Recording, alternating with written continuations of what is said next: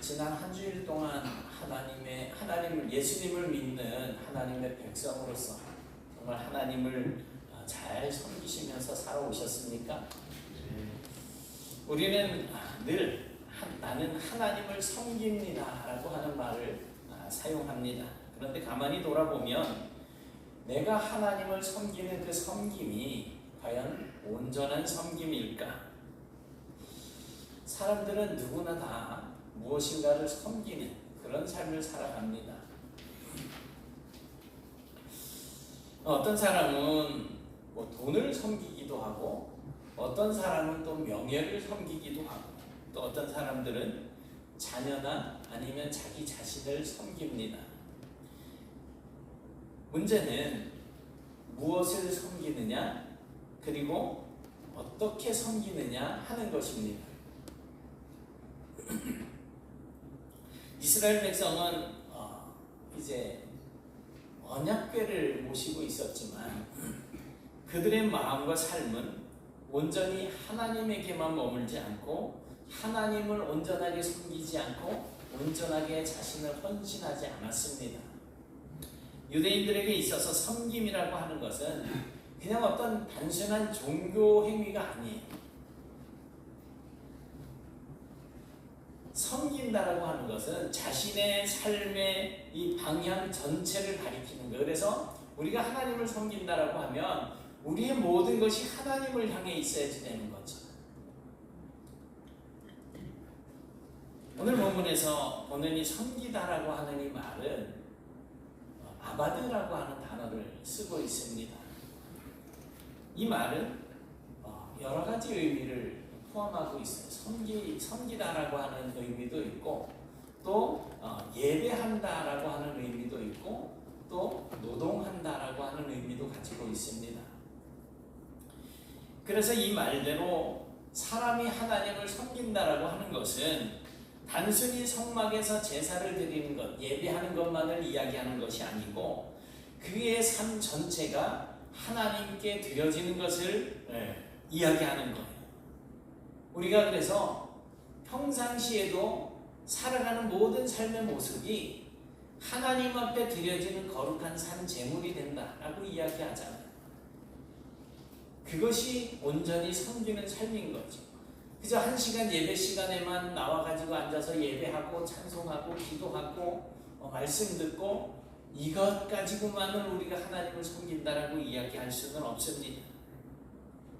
마치 종이 두 주인을 섬기지 않는 것처럼 오직 한 주인만 섬기는 것처럼 한 주인에게만 온전히 헌신하고 복종하고 그렇게 섬기는 것처럼 이스라엘은 세상과 하나님을 같이 섬길 수가 없는 존재들이었습니다. 오직 하나님만을 섬겨야 했습니다. 하나님만을 온전히 바라보고 하나님만을 온전히 하나님을 향해 나를 드리는 그런 삶을 살아야 했습니다. 하지만 이스라엘 백성들의 마음이 나뉘어져 있었어요. 그리고 그들의 삶은 그야말로 온전한 섬김에서는 거리가 멀어져 있었습니다. 겉으로는 분명히 하나님을 섬기는 것 같습니다. 예배도 하고 짐승들을 잡아서 제사도 하는데 오늘 본문에도 보니까 사무엘이 온전한 번제를 드렸다 그러잖아요. 그렇게 하는데 백성들은 거기에 그냥 같이 섞여 있습니다. 하지만 속으로는 그 가나안 지역에서 섬기고 있는 바알이나 아스다롯과 같은 이런 이방신들을 붙잡고 있었다는 거지. 그래서 겉으로는 하나님을 섬기는 것 같은데 속으로는 다른 우상을 섬기는 그런 이중적인 신앙의 삶을 그들이 살고 있었다라는 것입니다. 오늘 우리들의 모습은 어떻습니까? 우리 옛날 모습이 어땠어요? 태어나면서부터 예수를 믿었던 그러한 분들이라면 난 어려서부터 예수를 믿었어요. 이렇게 말씀하실 수 있겠지만 내가 인격적으로 예수님을 만나고 하나님을 나의 아버지라고 고백을 하고 또 신앙 고백 가운데 나는 죽고 주님이 내 안에 사셨습니다라고 하는 이런 세례의 의식을 행하고 하는 정말 그 은혜를 경험하기 전에 이스라엘 백성들 보세요. 흠없는 재물을 잡아서 제사했던 이스라엘 백성들처럼 오늘 우리도 하나님을 주인으로 모시고 교회 나와서 예배하고 또 찬양하고 봉사하고 여러 가지 모양으로 헌신을 하고 있지 않습니까? 그리고 우리는 나에게 있는 모든 것이 다 하나님의 것이라고 그렇게 고백하면서 다 주의 것이니 주님께 드립니다라고 찬양하고 있지 않습니까? 하지만 일상생활 속에서는 우리는 여전히 돈과 성공과 세상의 어떤 즐거움, 나의 쾌락을 붙잡고 있지는 않습니까? 마음 한쪽은 세상에 빼앗긴 채 현대의 우상들을 섬기고 살아가면서 그저 주일에 1시간 나와가지고 예배하는 것 가지고 나는 하나님을 온전히 섬긴다라고 말할 수는 없는 것 아니겠습니까? 그래서 오늘 읽은 말씀은 이러한 상황 속에서 우리가 세상의 마음을 빼앗기고 하나님을 온전히 섬기지 못하는 이런 가식적인 삶을 살아가는 우리에게 하나님께서 원하시는 것이 무엇인지 하나님이 원하시는 길을 우리에게 보여주고 있습니다. 하나님께서 원하시는 것은 우리의 삶 전체를 주님께 드리는 온전한 섬김이라고 하는 것입니다. 3절에서 사무엘은 이스라엘 백성들에게 이렇게 명령을 합니다. 너희가 전심으로 여호와께 돌아오려거든 이방신들과 아스다롯을 너희 중에서 제거하고 너희 마음을 여호와께로 향하여 그만을 섬기라. 본문에서 보듯이 이스라엘은 이제 엘리의 두 아들 홈리와 비나스가 전쟁에서 질 때 여호와의 언약궤를 들고 나갔다가 블레셋 사람들에게 빼앗기지 않았습니까? 그렇게 빼앗겼던 이제 언약궤가 블레셋 사람들의 그 사정 형편으로 인하여서 이제 다시금 이스라엘로 돌아오게 됩니다. 그래서 그 언약궤를 다시 모시게 되었지만 여전히 그들은 마음을 여호와께로 온전히 향하지 못하는 그런 삶을 살고 있었습니다. 언약궤가 돌아왔어요. 그래서 성소가 회복이 되어진 겁니다. 그래서 그들이 이제 하나님을 제사하는 이 제사의식이 또 회복이 되어졌습니다. 그 마음에는 여전히 하나님을 향하는 그런 모습들이 있음에도 불구하고 여전히 그들 마음속에는 바알과 아스다롯과 같은 이런 우상들이 자리를 잡고 있는 것입니다. 그들은 그 우상들을 붙잡고 있었어요. 이스라엘이 왜 바알과 아스다롯과 같은 이런 이방신들을 섬겼을까요? 이스라엘이 가나안 땅으로 들어가가지고 그들은 이제 농경 사회가 아니었었어요. 목축을 하던 사람들이었는데 가나안에 들어가니까 너무나 비옥한 땅도 있고 그곳에서 농사를 짓기 시작하죠. 그런데 바알이라고 하는 그 우상은 이 비와 풍요를 관장하는 신이었다라고 이제 전해져 오고 있습니다. 물론 사람들이 그렇게 생각하고 그런 상상 속에 우상을 만들어낸 겁니다. 그리고 또 아스다롯이라고 하는 이 신은 다산, 자식을 많이 낳게 해주는 거예요. 그리고 또 사랑의 여신으로 그렇게 숭배가 되었습니다. 농사를 짓던 백성들은 가뭄과 흉년이 두려워서 하나님 대신에 당장 자기들의 눈에 보이는 그 우상에게 기댔던 것입니다. 히브리인들에게 있어서 우상을 섬긴다라고 하는 것은 단순하게 다른 신에게 예배하는 정도가 아닙니다. 자신들의 삶과 자신들의 모든 안전과 자신들의 미래를 하나님이 아닌 바로 그 다른 존재들에게 의탁하는 행위였던 거예요. 하나님께서 우상을 섬기지 말라라고 하는 것이 그런 의미인 거죠. 소득과 가정의 평안을 하나님 앞에 맡기지 아니하고 그저 바알과 아스다롯과 같은 이런 우상들에게 맡기고 그들을 붙잡고 그들을 의지했던 것입니다. 그런데 사무엘은 그런 백성들을 향하여서 단순히 우상을 버리라고만 이제 말하지 않고 전심으로 여호와께 돌아오라라고 말씀을 하고 있습니다. 전심으로 여호와께 돌아오라.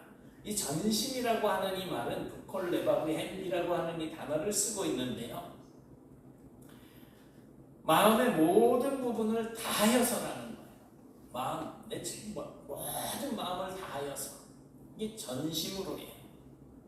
그러니까 마음이 반으로 나뉘고 조각조각 나뉘어가지고 한쪽은 이쪽 한쪽은 저쪽 이것이 아니고 100% 하나님께 헌신되어진 그런 마음을 의미하는 말이에요. 그게 전심이에요.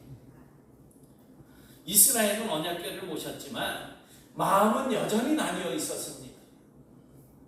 제사를 드리면서도 그들은 다른 신들에게 기댔고 하나님을 찾으면서도 동시에 세상에서 안전장치를 붙잡고 있었던 것입니다. 하지만 하나님께서는 이런 반쪽짜리 신앙, 반쪽짜리 섬김을 결코 받지 않으십니다. 하나님께서 원하시는 것은 무엇입니까? 신명기 6장 5절에서 말씀하시듯이 뭐라고 말씀을 합니까? 너는 마음을 다하고 뜻을 다하고 힘을 다하여 내 하나님 여호와를 사랑하라.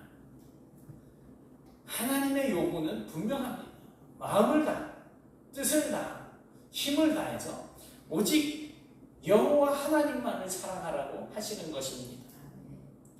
또 사무엘은 백성에게 우상들을 단순하게 무시하라. 우상은 그냥 아무것도 아니니까 무시하라. 이렇게 말하지 아니하고 너희 중에서 어떻게 하라는 거예요? 제거하라는 거예요. 제거. 이 제거한다라고 하는 말은 우리가 이제 가끔 이제 우리 신권사님 또 박종선 권사님 우리 또 박순덕 집사님 화요일날 이제 와가지고 뜨겁고 우리 이제 주영숙 권사님도 이제 자주 하셨죠. 오셔가지고 화단에 막 잡초가 있으면 어떻게 해요? 뽑잖아요. 그냥 싹싹싹 쓸어가지고 밟고 이래가지고 안 보이도록 그냥 문질러 버리는 게 아니고 뿌리째 뽑아버리잖아요. 그걸 우리는 뭐라고 이야기해요? 제거한다라고 이야기를 합니다. 그러니까 제거라고 하는 말은 뿌리째 뽑아서 버린다, 치워버린다라는 말입니다. 그러니까 아주 강력한 표현인 거예요. 그러니 제거하라고 하는 이 말은 하나님과 우상을 동시에 섬기는 어떤 절충적인 그런 신앙을 절대로 허용하지 말라는 것입니다. 오직 하나님만 붙잡고 하나님만을 섬기라는 것입니다. 전승에 의하면 유대인들에게 전해져 내려오는 그런 어떤 이야기에 의하면 유대인들은 어떤 사람이 집안에다가 금송아지 형상을 두고 동시에 여호와 하나님께 기도를 했다면 그 집은 하나님께서 결코 임재하지 않으신다라고 가르칩니다. 여러분들의 마음속에 뭔가 하나님을 대신하는 것들이 자리를 잡고 있다면 이 시간 나와서 아무리 내가 열심으로 하나님을 예배하고 말씀을 듣고 기도하고 찬양을 해도 하나님의 임재를 경험할 수가 없다라는 의미가 되는 거예요. 사무엘도 이스라엘 백성들에게 이와 같은 가르침을 주고 있습니다. 하나님께서는 백성이 절반은 하나님께 또 절반은 우상에게 마음을 두는 것을 결코 용납하지 않는다는 것입니다. 사랑하는 여러분, 오늘 우리의 삶도 다르지 않습니다. 혹시 내 마음에 자리 잡고 있는 바알이나 아스타롯은 무엇입니까? 나를 풍요롭게 하고 내가 정말 고민하고 근심하는 것들이 그것 때문에 해결되어질 수 있을 것이라고 의지하고 기대는 것들이 뭐가 있습니까? 내가 하나님보다 더 붙잡고 더 의지하고 더 바라는 것들이 있다면 그것이 바로 우상인 거예요. 사무엘은 그런 우상을 뿌리째 뽑아버리라고 말씀을 하십니다. 하나님과 우상을 함께 섬기는 신앙은 결코 있을 수 없다는 겁니다. 그건 신앙이 아닌 거예요. 하나님께서는 하실 수 없는 게 없는 분이시잖아요. 전능하신 분이시단 말이에요. 그럼에도 불구하고 하실 수 없는 게 있어요. 뭐가 있을까요? 죄를 짓지 못하세요. 그렇잖아요. 또 반쪽짜리 섬김을 받지 못하세요. 받지 않으시는 거죠. 이스라엘 백성이 이제 미스바에 모였습니다. 그곳에서 물을 길어서 하나님 앞에 붓고 금식하며 회개했습니다. 우리 6절 같이 한번 보실까요? 시작. 그들이 미스바에 모여 물을 길어 여호와 앞에 붓고 그날 종일 금식하고 거기에서 이르되 우리가 여호와께 범죄하였나이다 하니라. 사무엘이 미스바에서 이스라엘 자손을 다스리니라. 물을 길어 누구 앞에? 여호와 앞에 부었다는 거예요. 근데 이 물을 붓는 행위는 물은 보통 우리가 생명의 근원이라고 이야기를 하고 있지 않습니까? 내 생명을 하나님 앞에 다 쏟아냅니다라고 하는 표현인 거예요. 그들은 금식하며 죄를 슬퍼하고 마음을 낮추면서 하나님께로 돌아왔습니다. 자기들이 마음을 나누어서 바알과 아스다롯을 섬기던 그 우상 숭배 행위를 철저하게 회개하고 이제 자신의 모든 것을 주님 앞에 쏟아놓겠다는 거예요. 이렇게 백성들이 회개했을 때 사무엘은 그 백성들을 위해서 어린 양으로 번제를 드리면서 기도했습니다. 번제라고 하는 것은 뭡니까? 제물을 온전히 불에다 태워서 하나님께 드리는 거예요. 사무엘은 단순히 제사의식을 행하는 것이 아니고 회개하는 백성들을 대신해서 하나님께 간절히 이 백성들을 용서해 주십시오라고 하는 중보를 드리고 있는 거죠. 그 순간 어떤 일들이 일어났습니까? 사무엘이 번제를 드릴 때 블레셋 사람들이 공격을 해옵니다. 그래 이스라엘과 싸우게 되는데 하나님께서 하늘에서 큰 우레를 이제 바라시면서 그들을 어지럽게 하셨습니다. 그 이스라엘을 먹겠다고 쳐들어왔던 블레셋이 이스라엘 앞에 패하고 도망을 가게 되는 거죠. 하나님께서 싸워주신 것입니다. 우리가 온전히 하나님 앞에 섬기게 되면 우리가 하나님을 섬기게 되면 온전하게 섬기게 되면 이러한 하나님의 임재하심과 역사하심을 우리의 삶 속에서 경험할 수가 있게 된다는 것입니다. 우리의 삶에도 정말 이 예배하는 번제를 드리는 이스라엘 백성들에게 쳐들어왔다. 이 블레셋과 같은 정말 불안하게 하고 근심하게 하고 염려하게 하는 거대한 문제들이 끊임없이 몰려오고 있지 않습니까? 가정이 어려움을 겪고 사회가 불의가 그냥 가득해지고 개인의 죄와 시험이 우리를 압박해 옵니다. 그러나 우리가 먼저 회개하지 않으면 이러한 하나님의 도우심은 우리에게 오지 않습니다. 그래서 우리가 하나님을 온전히 섬기기 위해서 먼저 선행되어져야 될 것이 뭐예요? 철저한 회개입니다. 온전한 섬김이라고 하는 것은 회개에서부터 시작이 되어지는 거예요. 우리가 하나님 앞에서 철저히 낮아져서 눈물로 우리의 죄를 고백하고 그리스도의 십자가를 붙잡을 때 하나님께서는 오늘도 우리의 삶에 우레를 바라셔서 우리를 힘들게 하고 두렵게 하고 어렵게 하는 모든 문제들을 물리쳐 주실 것입니다. 우리가 믿는 하나님은 그런 분이십니다. 여러분, 온전한 섬김은 단순히 어떤 위기에서 벗어나는 것이 아니고요, 하나님의 은혜를 기억하면서 그 은혜 위에 나의 삶을 세우는 것입니다. 사무엘이 백성을 이끌어서 회개의 제사를 드린 후에 하나님께서 블레셋을 물리쳐 주셨잖아요. 그 승리는 이스라엘의 어떤 막강한 군사력도 아니고 어떤 그들의 지혜에서 나온 잘 짜여진 전략 때문에 이긴 것이 아닙니다. 전적으로 하나님의 도우심 덕분이었습니다. 사무엘은 이 사실을 잊지 않기 위해서 한 가지 행동을 합니다. 같이 보십니다. 시작. 사무엘이 돌을 취하여 미스바와 산 사이에 세워 이르되 여호와께서 여기까지 우리를 도우셨다 하고 그 이름을 에베네셀이라 하니라. 아멘. 돌을 가져다가 미스바와 센 사이에 세웁니다. 그리고는 그 돌 이름을 에베네셀이라고 불렀습니다. 이 에베네셀이라고 하는 뜻은 도움의 돌이라고 하는 뜻입니다. 여호와께서 여기까지 우리를 도우셨다는 것입니다.